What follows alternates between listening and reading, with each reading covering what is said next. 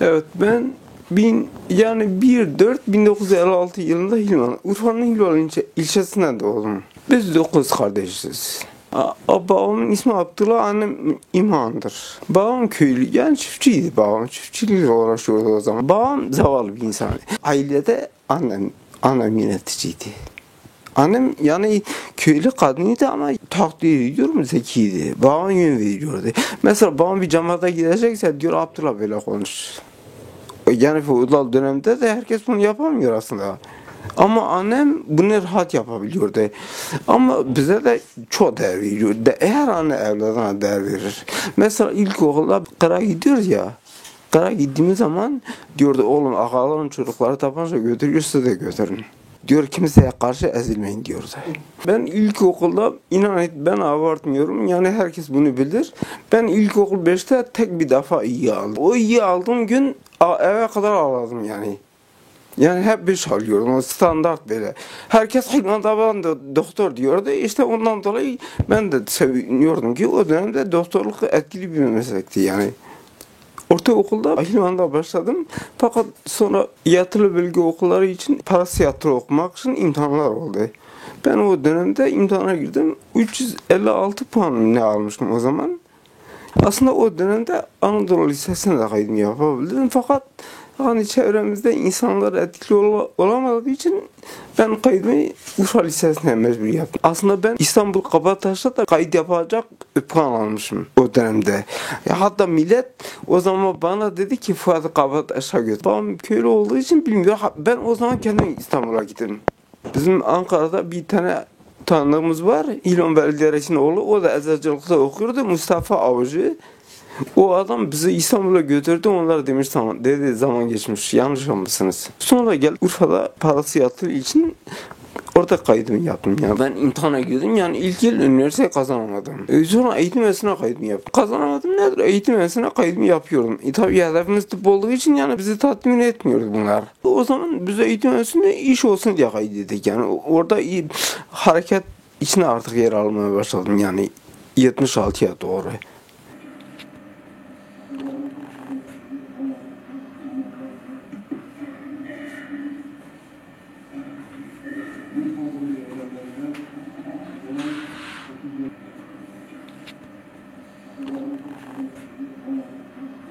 Kitaplı gazete mesela şöyle bir şey vardı. O dönemde mesela en fazla gazete biz 71'de başladık okumaya.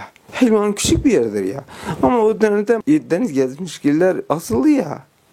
Ondan dolayı bizim gazete merakımız arttı. Yani basın o dönemde çok zayıftı. Bir şey yoktu. Yalnız gazete vardı. Abim Halil benden 2 yaş büyüktü o. Hilvan'da bizim bir adam vardı. O da Diyarbakır Ergani İlköğretim Okulu'nda okuyordu. O cezaevine girdi. Sonra çıktı. O benim abimle ilişki kurdu. Abime Hilvan'da şafakçı yaptı abim önce. Ondan sonra Apo'yla başladı yani sonra. Bir gün Apo gelmişti, onunla konuşmuştu. Yani Hilvan'da. Tabii ağalar da millete baskı yapıyor. O dönemde tehlikeli bir ortam vardı.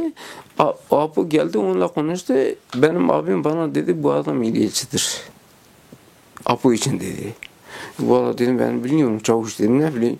Yok dedi yani bu adam dedi böyle devrimci falan değiller dedi. Kendisi dedi. Biz biliyoruz o dönemi. Fakat ondan sonra geldi Apo Urfa'da benimle konuştu yani. Bir iki defa konuştu.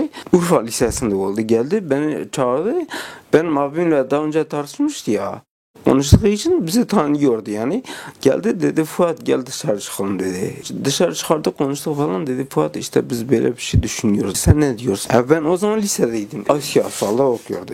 Tabii siyasalda okulda biz de özeniyoruz. Yani siyasalda okuyan adam gel bizimle konuşuyor. Bu bize ister istemez etkiliyordu. Bir de o dönemde feodalizm ağları var ya, kitle üzerinde baskı vardı, kuruyorlardı yani. Ondan dolayı diyor bunlara karşı mücadele yapmak gerekiyor. Tabii biz de seviniyoruz yani diyor ağalar karşı mücadele yapacağız. Hani sınıfsal bir yön de ağır basıyordu o dönem. Ondan sonra dedi biz Ankara'da bir toplantı yapacağız.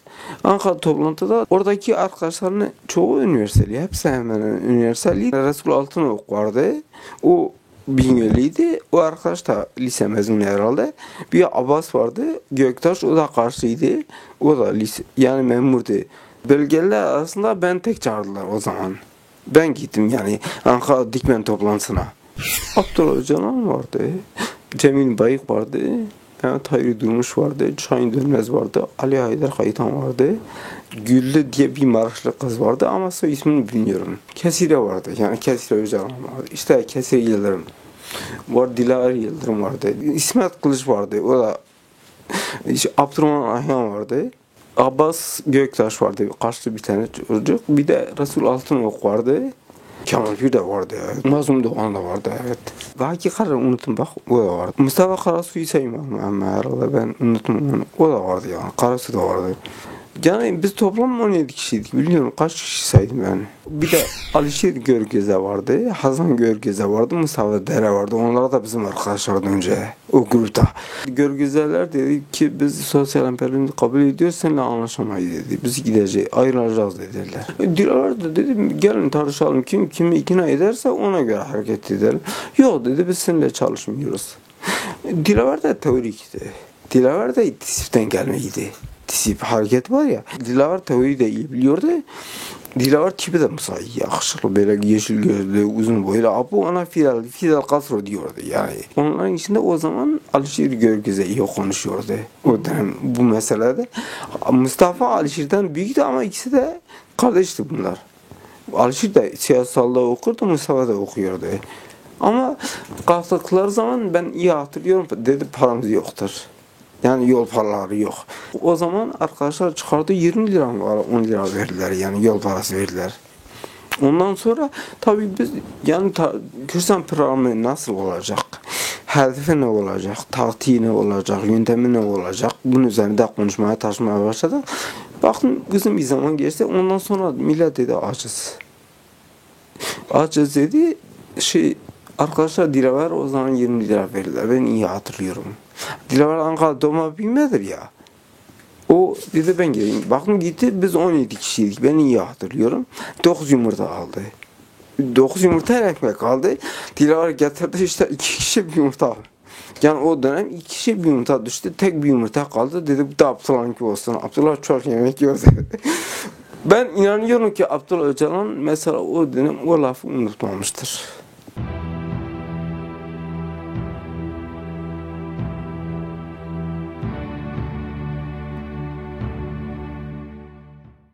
Yani o dönemde mesela konuşmalarımızı yaparken Dilaver redakte ediyordu. Çünkü Dilaver daha teorikti. Mazlumlar öyle gelişmemiş o zaman. 76 yani. Evet Mazlum sonra çok güçlendi. Bir kütüphane gibi bir dahi oldu ama o dönemde Dilaver karşısında kimse konuşamıyordu yani. Bir de İsmet Kılıç da etkiliydi. O da siyasalda okuyordu. Bizde o Dikmen grubu olduktan sonra gruplar ülkeye dağıldılar.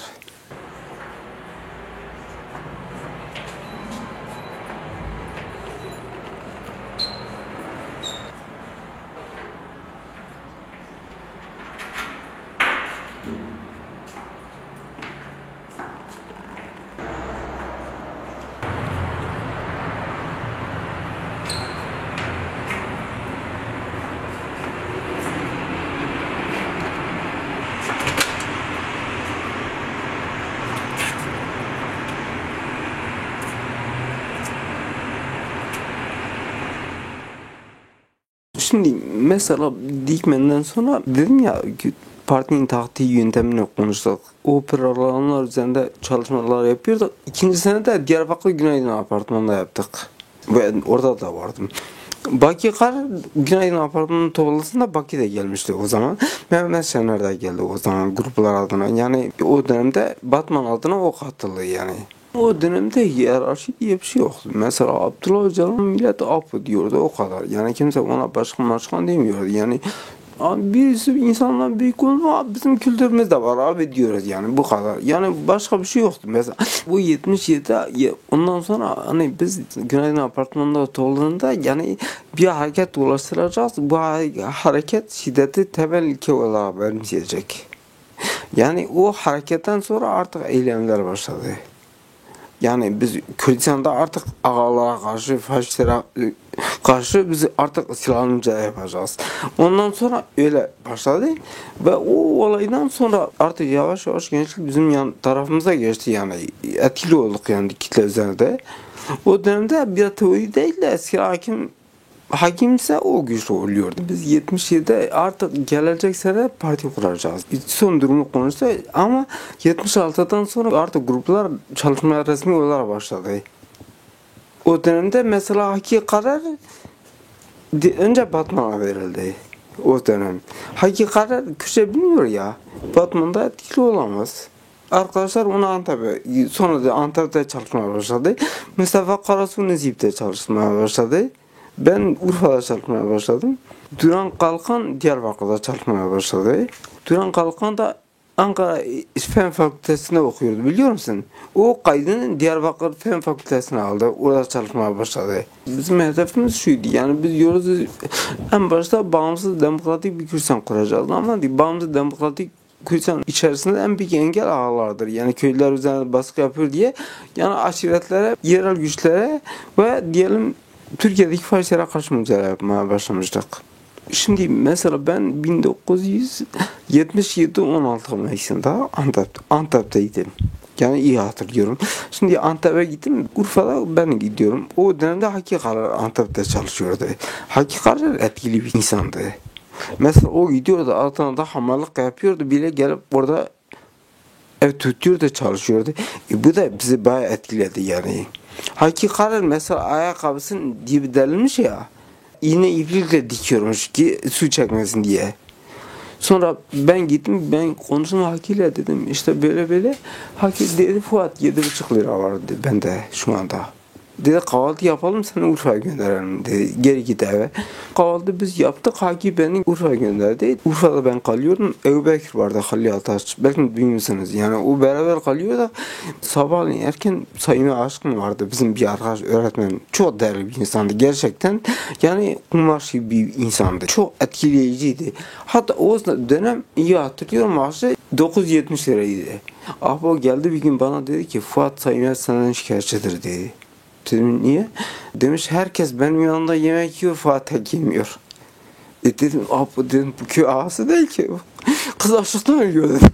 Herkes gidiyor diyor para ver saymaya. Herkes diyor bize yemek ver. Dedim saymaya neyi var ki? Saymaya kendini açlıktan ölürmüş. Dedim bak çöp gibi olmuş. Ben nasıl onun yemeğini yiyeceğim dedim. Sonra durumu anlattı dedi ama demiş yok o da yesin. Herkes yiyorsa o da yesin. Ne olacak? Kapı çaldı. Genelde Halil kapıyı açıyordu. Halil Ataş. Sonra saymaya geldi. Dedi Fuat Haki vurulmuş. Haki vurulmuş tabi bize hepimiz böyle mahvolduk yani. O dönemde bizim de bir 9 çaplı bir silahımız var. Bir de bir tabancamız var tek o dönem. Tek bir Kelşinkov silahı da o zaman sürüşte aldık. O zamanın parası 13.500 lira. O silah mesela diyelim Urfa'dan Kürdistan'ın her tarafından dolaşır diye. Herkes görmek istiyor yani nasıl bir şeydir silah. Merak var ya. Dedi Haki vurmuş. Ben o silahı aldım. 2 silahı bir arabayla 5 kişiyle beraber gittik oraya. Antep'e gittik. Antep'e gittik. Duran Kalkan da gelmiş oraya. Şahin Dönmez de vardı. Cemil Bayık da vardı. Kemal Pir de. Bir de Rıza Altun da vardı.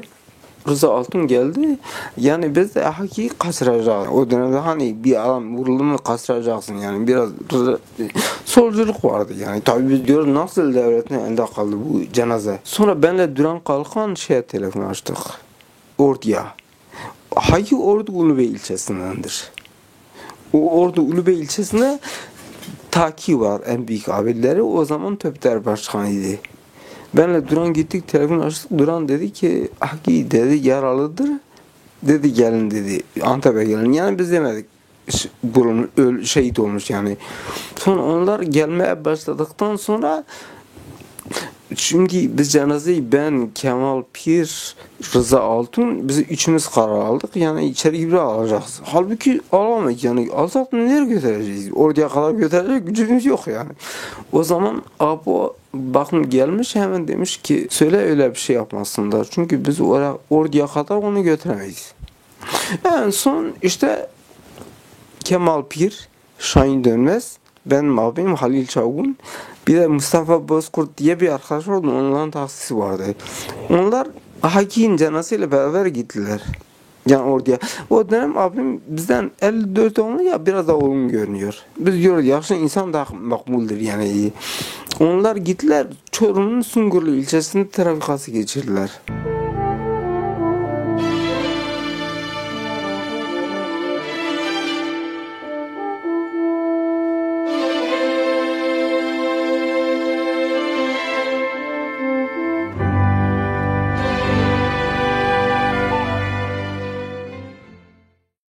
Şimdi o dönemde hiç kimse aramıyor.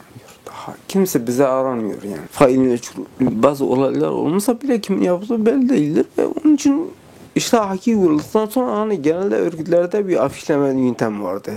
O dönem artık hakin afişlemesi olacak. Ben Halya'da afişleme yapacağız ama ikimiz de ben biraz patlatmasını öğrenmişim yani o kadar. 2 Kalashnikov var, bir tanesi evde kaldı, bir tanesine gittim yani çıktık dışarı. Çünkü başkası kullanamıyoruz ya. Ama bir tane de Hilvan'a göndermiştik o zaman. Abim de onunla afişleme yapıyor o gece. O gece afişleme yaparken polislerle biraz ufak bir çatışma içimde doğuyor. Fakat bir mermi silahdan düşüyor. O silahtan düşen mermi suyun içine giriyor. Abim kalkıyor tekrar şarjör onu takıyor. Sonra sabahleyin arkadaşlar dedi ki Hilvan'da çatışma olmuş. Ben o 2 silahı da aldım gittim. Yani biz ağalara karşıyız ya. Gittim oraya işte baktım yani aşirettekiler mesela silahla çarşıda bile dolaşıyorlardı. Onlar çarşıda biz bir ara geldik bizi toplu tarayacaklarmış. Sonra birisi demiş ki amcam ona demiş ki yani de eniştemizdir de demiş ki çocuklara söyle Fuat Gül gelmiş millet Fuat Gül tarayabilirler demiş. Sonra baktım Ekrem Çölyen diye bir polis vardı. İlvan'da yani o zaman. MHP bir sırayla böyle geldi. Geliyordu. Baktım abim dedi ki git Kalashnikov'u getir dedi. Burada tarayan bunu. Sonra o adam biz yetişemedik geri gitti. Biz silahları aldık gittik okulun bahçesinde oturduk. İşte gece onlar geldi. Abimi vurdular. Onlardan da 4 kişi yaralandı. Ve en son İlvan'daki doktor en son annemin yanına geliyor. Şimdi abim 3 tane silah kurşun yemiş o zaman. Ama ölmemiş. O okulun bahçesindeyiz. O bir tarafta ben de bir taraftayım. Ama arkadaşlar diğer tarafa kaçtı. Duvarın arkasına atladılar. Ben de Kalashnikov var. Onda da bir tane Walter silah vardı. Özel bir silah. Ama dedi Fuat bu iyi değil ya. Dedi ben güvenmiyorum buna. Onlar geldi bizi taramaya çalıştılar. Aşiret insanları. Bizim nöbetçi vardı. O arkadaş kaçtı o zaman. Ben de silah kabzasını bile açamadım yani. Şimdi işte o olay olduktan sonra abim vuruluyor ya. O zaman kimse bilmiyor daha vurulmuş yani. Polis en son geliyor. Ekrem Çölyen dedin ya MHP 5 elinde vardı. O bağımsız Gürsan solağına atarken işte burasına kurşun sıkıyor gözüne. Hatta doktor o zaman Şefik Yıldız bir doktor var. Gelip anneme söylüyor ki diyor Fuat'a söyle yani bu ağaların kurşunla ölmedi. Ekrem Çölyen'in kurşunla öldü. Polisin yani. Ondan sonra tayini sürücü kaldılar. O polisin tayini. Bizim arkadaşlar onu da etkisiz hale getirdiler.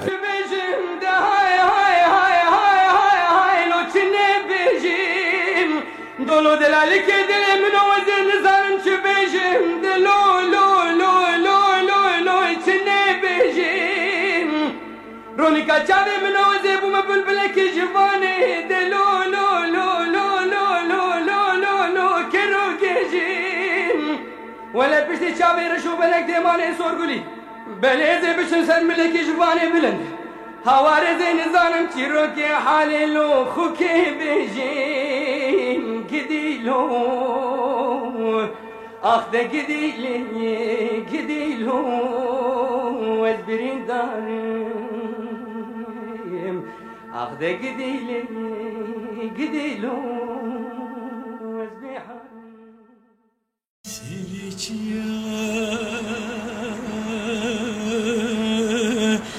bu dumane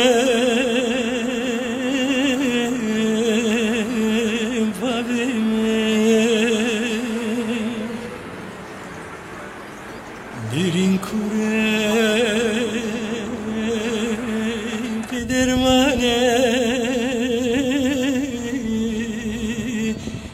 bir En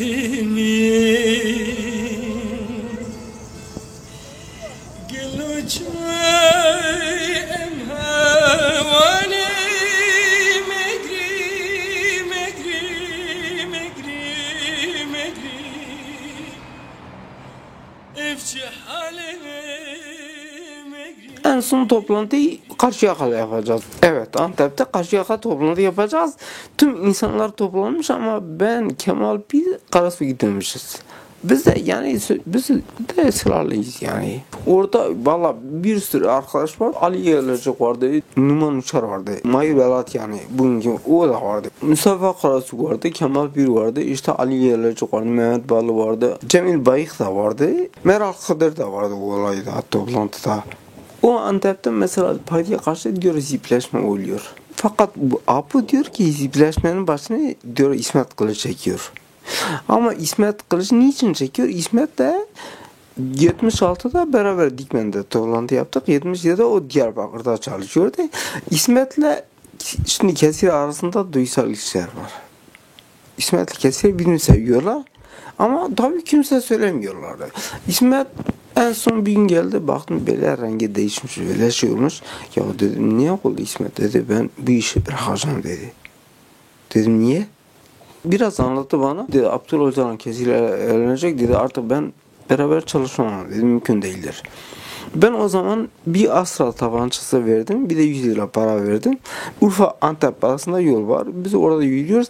Fakat İsmet'i yani seviyoruz. Ben dedim İsmet gözüm, eğer sen istiyorsan gel bir örgüt kuralım. Hani o dönemde biz zannediyoruz örgüt kurmak çok basit, ufak bir şeydir ya.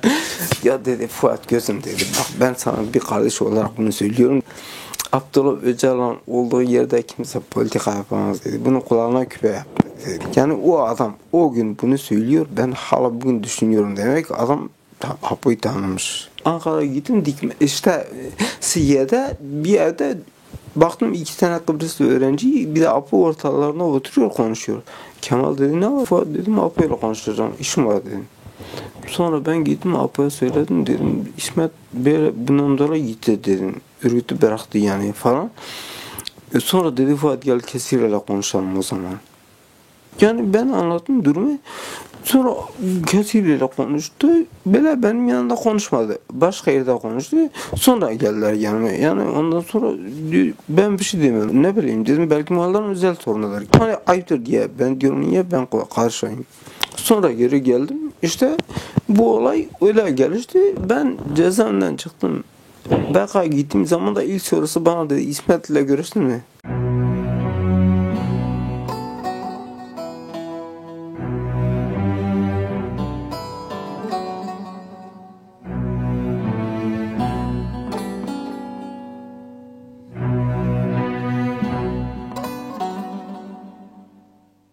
Bak gerçekten abartmıyorum, Kesir akıllı bir kızdı. Yani çok uygar bir insandı bir de. Böyle yani ne yaptığını da biliyor. Şimdi mesela ben adım gibi biliyorum. Kesir Apo'yu sevmiyordu. Yok kesinlikle. Aba sevilecek tip değil. Yani tipi hoş değil. Aba iri yarıdır. Doğrudur. İri yarıdır. Ben onu inkar etmiyorum. Ama bile gözü şaştır. Ağzı akıyor, burnu akıyor sürekli. Bir de ilkel bir adam yani. Öyle fazla yemek yemesini bilmiyor. Kesir de bunlara çok önemli. Kaba bir insan, bir de süper kaba. Yani şu için demiyorum. Gerçekten hani insan biraz yemek yerken kibar olur yani. Ama Abdullah'da bu özellikler yoktu yani. Hala ben inanmıyorum vardı. Kesir ondan dolayı razı oluyordu işte. Fakat en sonunda evlendiler. Evlenirken de demiş ben resmi evleneceğim. Yani ben öyle devin nikahım falan bu yıllar yalandır. Halil Ataş halfetiyle kendisi. Halil Ataş o nikah işini yapıyor yani.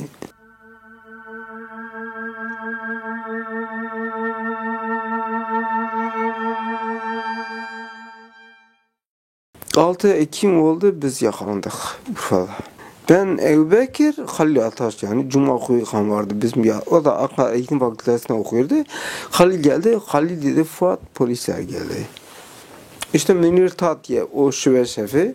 O geldi. Onlar silahla etrafını sardılar. Bizi aldılar işte o zaman içeri. Halil Ataş'ın eviydi. Mesela polis bana dedi sen niye buradasın dedi. Ben 4 ay o evde kaldım. Sahibi boşçacı kadın dedi. 2 tane de kızı vardı.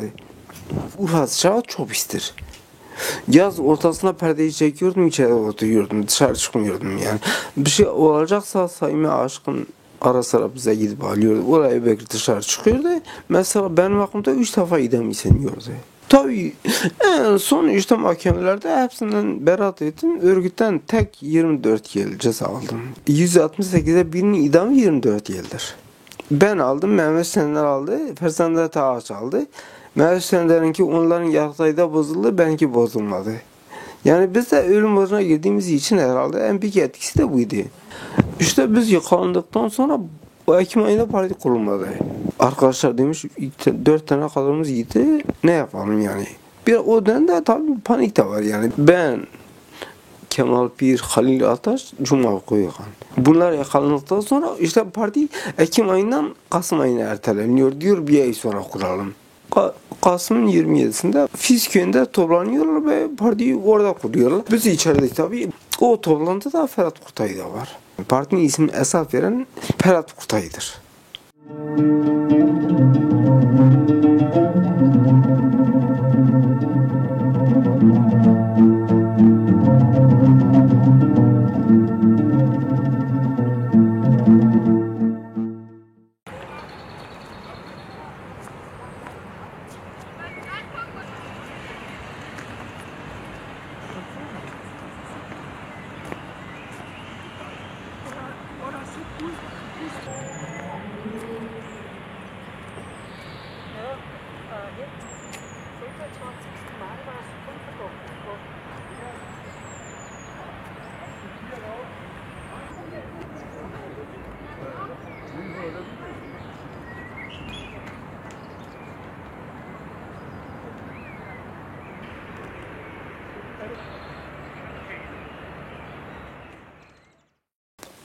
Adnan Sık Yönetim Merkezi'ydi o dönem. Maraş olayları olmuştu ya. Adnan merkezde. Ondan sonra bizi Urfa'dan Adnan'a götürdüler işte. Adnan'a biz gittik, orada ceza ödetiyoruz. Kemal Pir de orada. Yani ara sıra annesi babası da geliyordu. Falan annesi geldi dedi, benim oğlumu kandırdınız dedi siz. Kemal dedi, anne yok onlar ben değil, ben onlara kandırmışım dedi. Yani işte ondan sonra bu isyan çıktı, bu yarayı da o zaman isyandan aldım ben yani. O olaydan sonra Malatya'ya gönderdiler beni. Adnan'dan Malatya. Yani sürgün yaptılar, Malatya'ya gönderdiler. O dönem Kemal Pir Urfa cezaevinde yatıyor. Kemal Pir o zaman kaçacak plan yapmış yani. Kemal Pir Cemil'e diyor, Cemil kaçacağım diyor. Cemil diyor, Fuat da Urfa'ya gelecek. Fuat geldim beraber kaçarsın diyor. Benim Urfa'ya bırakmadılar, Malatya'ya götürdüler. Ondan sonra Kemal Pir kaçtı Urfa'dan. Kemal Pir kaçtı.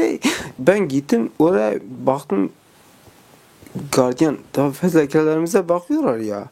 Bakıyor, tehlikeli bir adam. Yani faşistler vurulmuş falan. O dönemde Sakine de Malatya cezaevinde yatıyor. Sakin ajansı. Malatya cezaevinde tekel binasının yanındadır. Sonra bakın yani bir tencere dolma geldi. Ben korktum tabii. İbrahim diye bir gardiyan vardı. İsmi İbrahim'di, kendisi Alevi'ydi. Dedi Fuat dikkat dedi, burada seni vurabilirler dedi. Burada MHP faşistler var dedi yukarıda. Dedi sen dikkat et dedi. Senin isim geldi yani bize. Ben dedim tamam. Baktım bir gardiyan bayan geldi, bana bir kağıt verdi, not verdi. Yani böyle kapı arasında. Baktım bir de bir tencere yemek geldi. İşte baktım Sakine diyor, Fuat ben senin geldiğini duydum. Yemek yaptım, bu yemeği rahat yiyebilirsin yani. Ben önce korktum, dedim belki bizi zehirleyecekler, bu nedir? Yani ben yeni gidiyorum, kimseyi tanımıyorum. Sakine deyince tabii sıkıntı kalmadı artık. Biz yemeğimizi yedik. Ailemiz geldiğimiz ziyarete falan önce Sakine gidiyorlar, sonra bize geliyorlar. Onlar ilk bölüm onlarınkidir. Şimdi Sakine bakıyor, 2 gardiyan var. Bir tane Zehra var, bir tane kadın, bir de Alevi kadın var. Böyle diyaloğu bizimle sağlıyor. Kağıt mağat getirip götürüyor yani. İlişkimizi o sağlıyor. Sakine o Zehra denilen kadın elbisesini gece yiyor. Dışarı çıkıyor, asker hiçbir şey bilmiyor. Zannediyor gardiyandır. Sakine kaçıyor, dışarı gidiyor. Yol bilmiyor, bir şey bilmiyor. Ondan sonra Sakine'yi yakalıyorlar, tekrar geri getiriyorlar cezaevine. Sonra kadın geldi bana dedi, Fuat Sakine'yi çok vuracak, işkence yapar, bu müddet tehlikelidir. Ben müdüre gittim, dedim arkadaş herhalde dışarı gitmiş, dedim geri gelmiş yani. Müdür de dedi, o zaman sen gel müdür ol dedi. Ne konuşuyorsun dedi. Yok dedim, bak arkadaşlar bir şey olsa dedim sorumlusu sizsiniz dedim. Sonra haber aldım, Sakine dedi bir şey olmadı bana. Cemil Bayık o dönemde Antep'te kalıyordu. Ya diyor niye bize haber vermedin? Yani haber verse biz gelip seni alacağız oradan. Yani sen dışarı çıkmışsın. Niye tekrar geri gidiyorsun? Artık oldu gitti. O dönem eğitim çalışmaları falan şu yapıyoruz bu yapıyor. Tahsin Şahinkaya vardı. Hava Kuvvetleri Komutanı o dönem. O Amerika'dan o gece döndü. Yani iyi hatırlıyorum. O zaman televizyon da vardı. Yani baktım sabahleyin erken bizim bir tane diyordu hoca yani Melle. Yani o da Urfalıydı, Viranşehirli. Baktım geldi dedi Fuat darbe oldu. Milli Güvenlik Konseyi'nin bir numaralı bildirisi. Yüce Türk milleti, Türk Silahlı Kuvvetleri ülke yönetimine bütünüyle el koymuştur.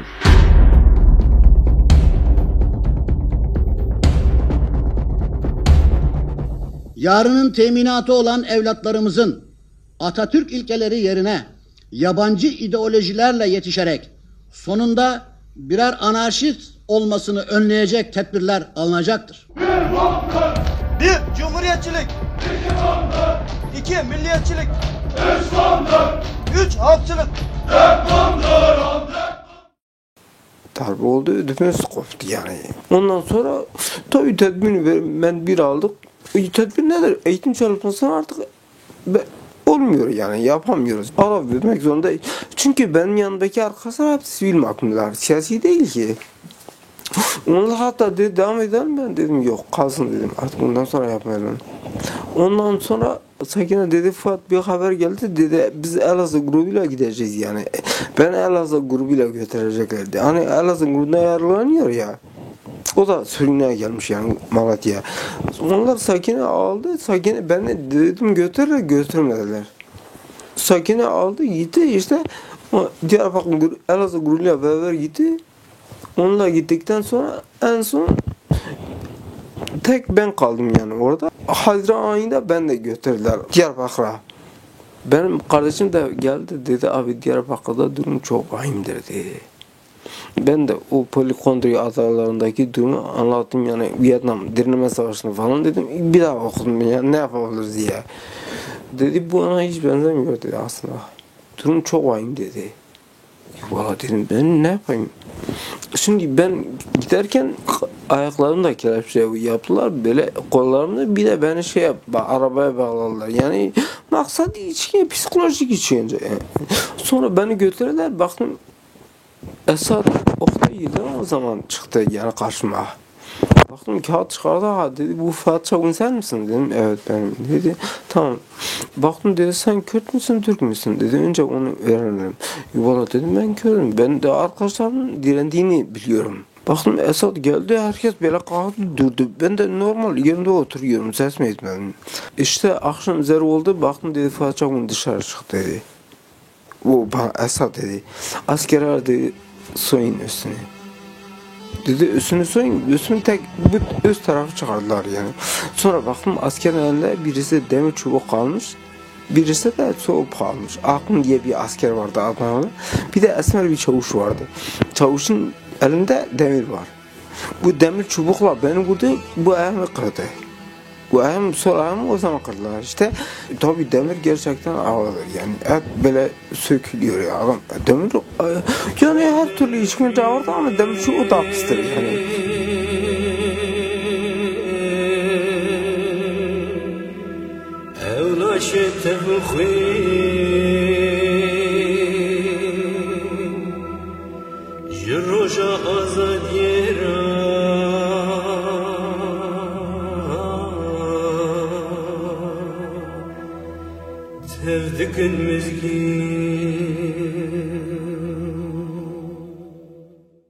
Tabii 9 gün yemek falan da yemedim. Televizyon kabul etmedim. Sonra baktım bir tane asker geldi. Doktor hastayım. Yanında askerler var. Baktım askerler dedi gidin. Yani bana uydurdu onları gönderdi. Baktım dedi Fuat ayağın dedi bir iki gün sonra kesilecek. Yani bitiyor artık, kesilmesi gerekiyor dedi. Sen yemek de yemiyorsun ya dedi. Tedavi de olmuyorsun dedi. Durum açık bayımda ama dedi ben bunu sana söyledim kimse duymasın dedi. O gün beni vurduğu zaman, ayağını kırdığı zaman yani o üzerinde bir çocuk vardı Urfalı. O çocuk o işinden dolayı gece intihar etmiş. Yani Fuat'a bunu yapıyorlarsa ben nasıl burada yaşarım diye. Yani o korkudan o çocuk intihar etti. O çocuktan kalsın da o da bizden daha yaşlı yani. Cenab-ı Kardeş devlet öğretmen çiftliğinde şoförmüş. Yukarı çıkardılar, tek kişilik ücret koydular. Sonra komşuda bir tane arkadaş var Batmalı. Dedi ben Ömer Durmaz dedi. Yani iyi ismini hatırlıyorum. Dedi ben Ömer Durmaz. Dedi Fuat abi dedi arkadaşlar hepsi teslim olmuş. Dedi ben de Batman grubundan çıkıyorum dedi. Ben dedim hele Hayriye, Mazlum'a, Kemal onlara söyle ne yapayım ben. Sonra Mazlum demiş biz teslim olmuşuz. Biz bu arada bir şey diyemeyiz yani bizim hakkımız yoktur. O bilir ne yapacağını. En son Hayri demiş ki Fuat'a şunu söyle. Hayri durmuş diyor ki biraz bekle biz beraber iş yapalım. İşte Hayri durmuş da onu söyledikten sonra ben de artık teslim oldum yani bir şey yapmadım. Dedim çünkü etkili olamam. Tabii ayağım sonra tedavi ettiler 1-2 ay sonra biraz demek ki insan gençken vücut kendisini onarabiliyor yani ve etkisi oldu iyileştim yani.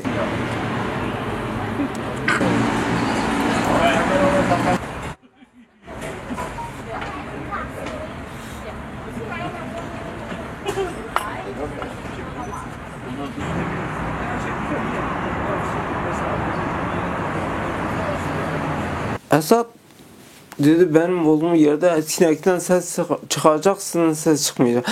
O cezamda o zaman bilmiyorum millet diyordu 3500 insan var.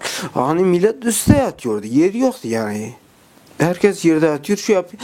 Gerçekten insan teslim olduğunu çok kötüleşiyor yani.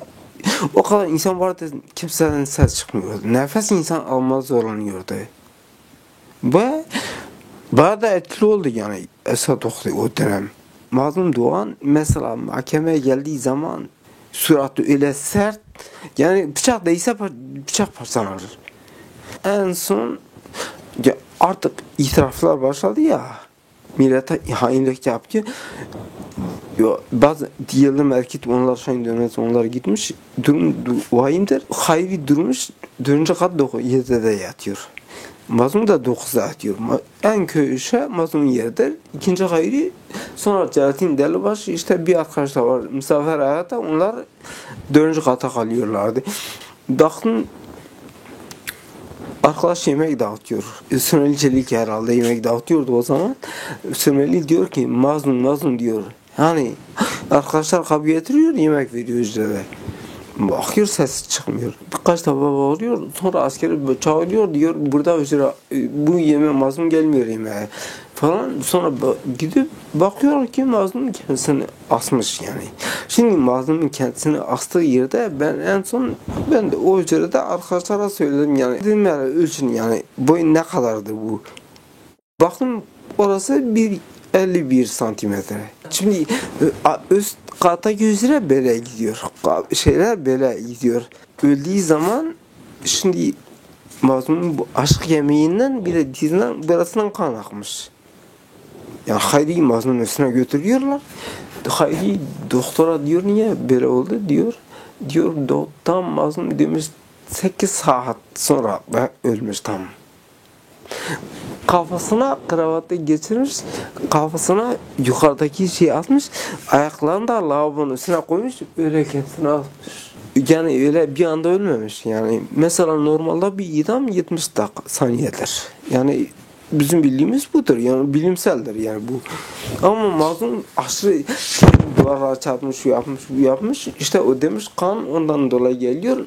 Sonra Mazlum'u götürüyorlar. Durum ortaya çıkıyor yani. Fakat tabii arkadaşlar Mazlum kendi yaktı diye. Kendi yaktı diye 3 kibrit çöpü diyorlar. Fakat ben kibrit çöpünü bilmiyorum. Yakmayı ben dedim yakmayı olmamış. Yani ben arkadaşlara söyledim. Arkadaşlar dedi ya Fuat böyle söylemezsek Mazlum ayıp olur. Olayları bence ofis aktif anlatmak. Şimdi Mazlum mesela Yani düşman teslim olmamak için kendisini astı. Şimdi hani intihar devrimciler için bir zayıflık ölçüsü olarak alınıyor ya. Devrimci adam intihar etmez. Yani ondan daha iyi bir yer dedim. Mazlum kendi yakmış yani. Ama devrimci adam niye intihar etmez?